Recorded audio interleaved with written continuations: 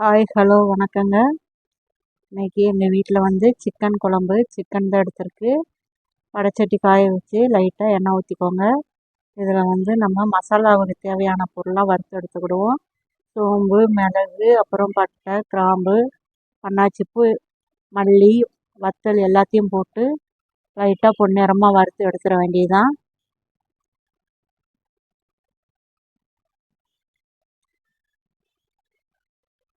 உங்கள் வீட்டில் இன்றைக்கி என்ன குழம்புன்னு சொல்லுங்கள். எங்கள் வீட்டில் இன்றைக்கி சிக்கன் குழம்பும் சிக்கன் 65யும் இப்போ வத்தல் எல்லாம் போட்டு லைட்டாக வறுத்து எடுத்துக்கோங்க.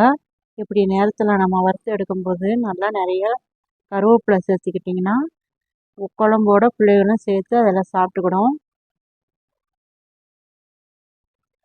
இப்போ குக்கரில் எண்ணெயை ஊற்றி அதுலேயும் ஒரு பட்டை, ஒரு ஸ்பூன் சோம்பு எல்லாம் போட்டு அதையும் தாளிசம் பண்ணி வெங்காயம்லாம் சேர்த்து தக்காளியெல்லாம் போட்டு வதக்கி எடுத்துருவோம். தக்காளி நல்லா வதங்கினதுக்கப்புறம் அதில் சிக்கனை சேர்த்து அதையும் ஒரு பரட்டி எடுத்துக்கிட வேண்டியதான். உங்கள் வீட்டிலலாம் இன்றைக்கி என்ன குழம்புன்னு சொல்லுங்கள்.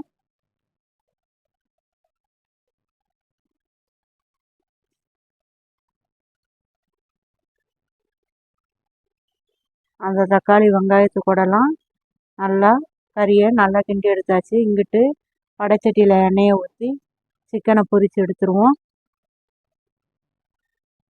காலையிலேயே சுறுசுறுப்பாக வேலையெல்லாம் ஆரம்பிச்சிட்டு இன்றைக்கி ஒரு 4 ப்ளவுஸ் இருக்குது, அதை தைச்சி கொடுக்கணும். இப்போ அரைச்சி வச்ச மசாலாலாம் சிக்கனில் சேர்த்துட்டு நல்லா ஒரு 4-5 விசில் விட்டு டக்குன்னு எடுத்துட வேண்டியதுதான். குக்கருக்கு விசிலை போட்டு வச்சுருவோம். விசில் வரந்தண்டியும் இப்போ பக்கத்தில் பொரிச்ச சிக்கனை எடுத்துட வேண்டியதுதான். எடுத்துட்டு மறு சிக்கனை போட்டு அதுலேயும் கொஞ்சோண்டு கருவேப்பிலையை கிள்ளி போட்டுருவோம். நல்லா எவ்வளோ கருவேப்பிலை இருக்கோ அதோடு சேர்த்து போட்டுக்கிட வேண்டியதான். இப்போ டிஃபன் பாக்ஸுக்கு நான் சாப்பாடு வச்சாச்சு. சோத்தில் ஒரு 5-6 பீஸ் பொரிச்ச சிக்கனை வச்சாச்சு. பாருங்கள், குழம்பு நல்லா கட்டியாகவும் இல்லாமல் தண்ணியாகவும் இல்லாமல் நல்லா மிதமான இதில் இருக்குது. அப்புறம் பாத்திரத்தெல்லாம் கழுவி எடுத்து வச்சாச்சு. கழுவிக்கிட்டே இருக்கிறேன். பாத்திரம் கழுவுற வேலை தான் ரொம்ப கஷ்டமாக இருக்குது. எத்தனை பேருக்கு வந்து நம்ம வீட்டு வேலை செய்ய செய்ய பாத்திரம் சேர்ந்துக்கிட்டே இருக்கும். அதுலேயும் நம்ம டிஃபன் ஐட்டம்லாம் போட்டோம்னு வச்சுக்கோங்களேன், நிறையா சேரும். பாருங்கள், பாத்திரத்தெல்லாம் கழுவி எடுத்து சிந்து தொட்டியெல்லாம் கழுவி விட்டுட்டேன். இன்றைக்கி சிக்கன் குழம்பு தான் நம்ம வீட்டில். இங்கிட்டு பொரிச்ச சிக்கன், அப்புறம் நேற்று வச்ச ரசம் இருக்குது, அதோடைய விட்டாச்சு. இன்றைக்கி ரசம் வைக்கலை.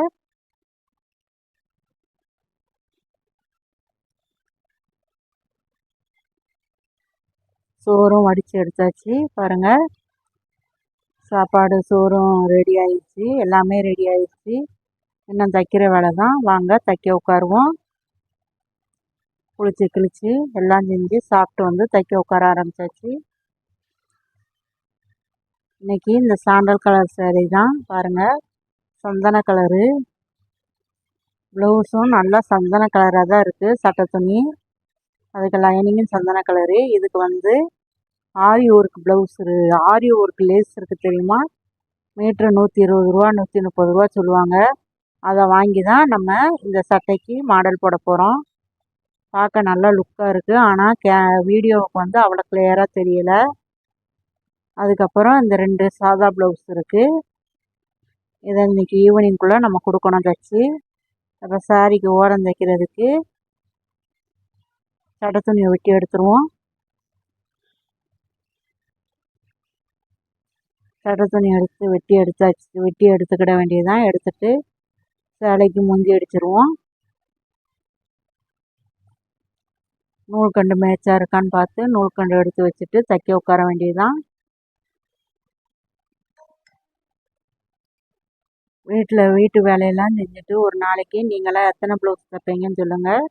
நான் மேக்ஸிமம் 4 ப்ளவுஸ் தான் தைப்பேன், அதுக்கு மேலே தைக்க மாட்டேன். ஏன்னா நம்ம வீட்டு வேலையெல்லாம் செஞ்சுட்டு நம்ம மிஷினில் உட்கார்றதுக்கு எப்படியும் 10-11 மணி ஆயிரும். இப்போ இவங்களுக்கு சுற்றளவு வந்து 10.1 இருக்குது. 10 எடுத்தாலும் அவங்களுக்கு கிராஸ் மாறிடும்னு நான் இதே சைஸ் தான் எடுப்பேன்.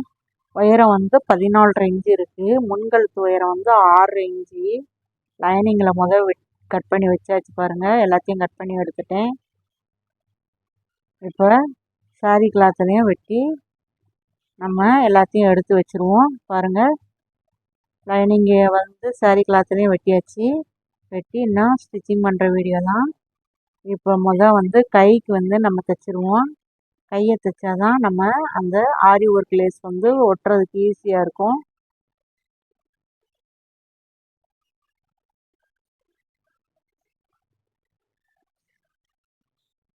கார்னர் பகுதியெல்லாம் தையல் போட்டு அந்த எக்ஸ்ட்ரா கிளாத்தை வெட்டி விட்ருங்க.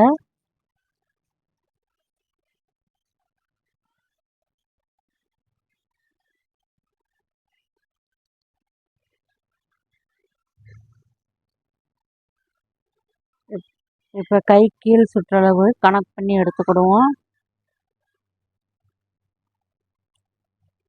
கை கீழ் சுற்றளவோட ஒரு 1/4 இன்ச்சு அங்கிட்டு தள்ளி எடுத்துக்கோங்க. ஏன்னா இது ஸ்டோன் லேஸ் வந்து நம்ம ஆரி ஒர்க் லேஸ் ஒட்டுவோம் தெரியுமா, ஃபுல்லாக அதில் ஸ்டோன் ஒர்க்காக தான் இருக்கும். அது ஊசி உடஞ்சி போயிடும். அதனால் பார்த்துக்கோங்க.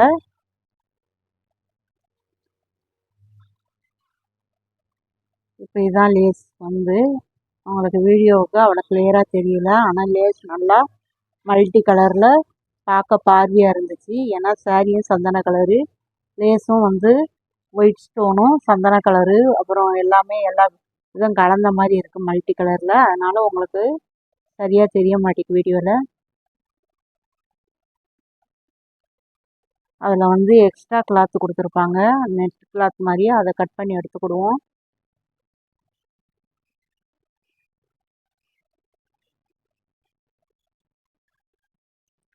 இப்போ P7000 அந்த க்ளூ தான் எடுத்திருக்கு. அதான் நல்லா டக்குன்னு கம்மு நல்லா ஒட்டிக்கிடும். நம்ம அதே மாதிரி பிரிஞ்சும் வராது.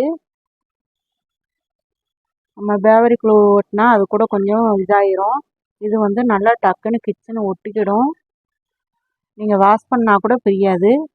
இப்போ அதை வந்து கீழே ஒரு கோடும் மேலே ஒரு கோடும் போட்டு நம்ம மார்க் பண்ண அளவுக்கு கம்மை வந்து போட்டுருவோம். போட்டுட்டு அதுக்கப்புறம் ஆரி ஒர்க் லேஸை ஒட்டிட வேண்டியதுதான்.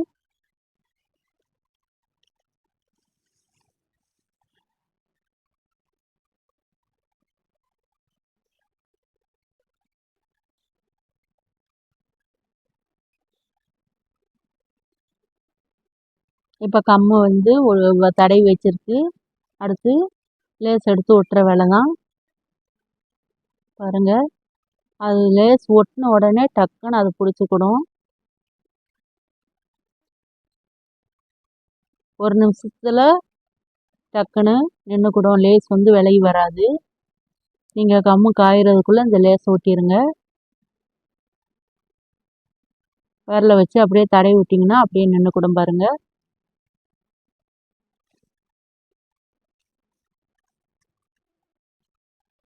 பாருங்கள், 2 கைக்கும் ஒட்டி நான் எடுத்துட்டேன்.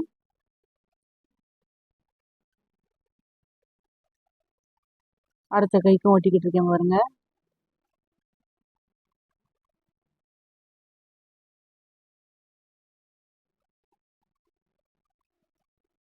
இப்போ 2 கைக்கும் ஒட்டி முடிச்சாச்சு. ஒட்டி முடிச்சு பாருங்கள். இப்போ பேக் சைடு அதே மாதிரி அந்த பார்டரை போட்டேவும் டிசைன் போட்டிருக்கேன். இதே மாதிரி அந்த நெட் கிளாத்தை கட் பண்ணி விட்ருங்க. லேஸில் நமக்கு என்ன தோணுதோ அதை வாங்கி வச்சு நம்மளே ஒரு ஆரி ஒர்க் ப்ளவுஸ் மாதிரி ஏதாவது ஸ்டிச்சிங் பண்ணிக்கிட வேண்டியதுதான். நமக்கு மூளைக்கு என்ன எட்டுதோ அது பிரகாரம் செஞ்சு ஒரு ப்ளவுஸை ஸ்டிச்சிங் பண்ணி பார்த்துக்கிட வேண்டியதுதான். இப்போ கம்மை ஒட்டி பாருங்கள், அந்த லேஸை ஒட்டிக்கிட்டு இருக்கேன். மிச்ச லேஸை அப்படியே கட் பண்ணி விட்ருங்க.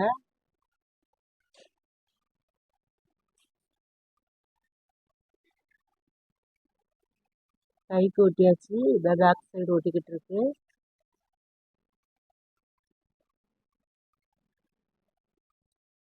இப்போ முன்பக்கம் வழியாக அந்த லேஸை இழுத்து அடுத்த சைடும் ஒட்டி எடுத்துட வேண்டியதுதான். அவ்வளோதான். இந்த சட்டைக்கு சிம்பிளாக ஆரி ஒர்க் லேஸ் வச்சு ஆனால் கிராண்டாக மாடல் போட்டாச்சு பாருங்கள். இப்போ தச்சு முடிச்சிட்டேன். ஆனால் வீடியோவுக்கு தான் தெரிய மாட்டேங்குது. ஆனால் நேரில் நல்லா லுக்காக இருக்குது. நடுவில் வந்து அந்த பார்டரை கொடுத்துருக்கேன். அது எல்லாமே சாண்டல் கலராக இருக்கிறதுனால உங்களுக்கு வந்து வீடியோவுக்கு சரியாக தெரியல. இன்னைக்கு தான் என்னுடைய ஒரு ப்ளவுஸ். தெளிவாக எப்படி வீடியோ எடுக்கணும்னு சொல்லுங்கள். நான் அது பிரகாரம் எடுக்கிறேன்.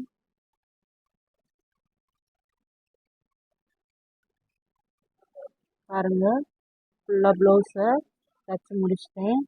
தச்சு முடித்து அவங்க பேக்குள்ளே பைக்குள்ளே எடுத்து வச்சிட வேண்டியதான். இன்றைக்கி ஈவினிங் வந்து உங்களுக்கு இந்த ப்ளவுஸை நம்ம கொடுக்கணும். ஓகே ஃப்ரெண்ட்ஸ், உங்களுக்கு என் சேனல் பிடிச்சிருந்துச்சுன்னா லைக் பண்ணுங்கள், ஷேர் பண்ணுங்கள், கமெண்ட் பண்ணுங்கள், சப்ஸ்கிரைப் பண்ணுங்கள். பக்கத்தில் இருக்கிற பெல் பட்டனையும் கிளிக் பண்ணிக்கோங்க.